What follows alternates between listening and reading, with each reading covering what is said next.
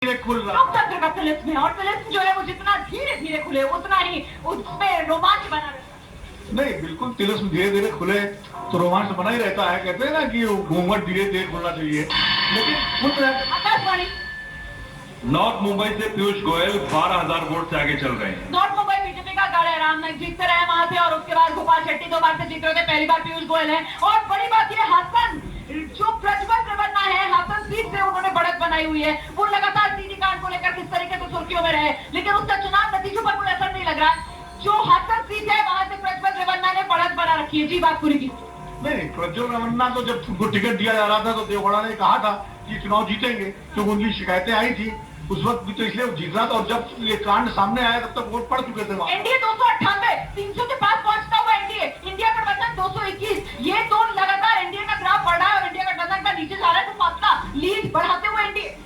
नहीं, देखिए, अभी तो ये कहा जा रहा था कि भारतीय जनता पार्टी को 350 सीटें मिलेंगी। अब आप एनडीए की बात कर रही हैं। इन दोनों बातों में तो बहुत फर्क है। देखिए, भारतीय जनता पार्टी अभी तो 2 घंटे भी नहीं हुए ना, अभी तो 2 घंटे भी नहीं हुए हैं और ऐसे में अभी तो तस्वीर साफ होना बाकी है। प्रदीप देखिए, एनडीए की सरकार बनेगी ये दिखाई दे रहा है, लेकिन ये बीजेपी और प्रधानमंत्री नरेंद्र मोदी दोनों के लिए बड़ा झटका है। ये शॉकर है। जो जिस तरह का सबसे बड़ा झटका ये डबल इंजन उत्तर प्रदेश में लगा।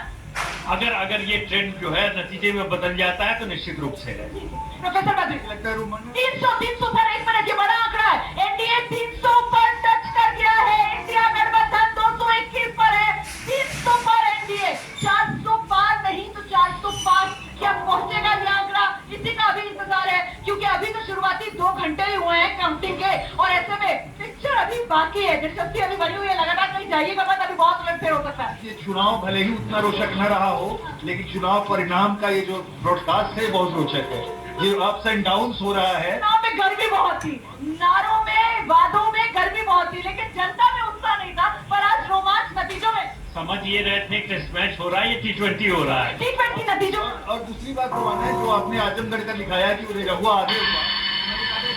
आकाशवाणी रुझानों में एनडीए 300 के आंकड़े पर पहुंचा। एनडीए 300 के आंकड़े पर पहुंच गया है और आपने आजमगढ़ को लेकर कहा कि अगर धर्मेंद्र यादव पिछड़ रहे हैं और दिनेश लाल निरहुआ बढ़त बना रहे हैं तो मतलब ये बड़ा संकेत यूपी। संकेत इसलिए था क्योंकि आजमगढ़ समाजवादी पार्टी के पॉलिटिक्स का गढ़ है।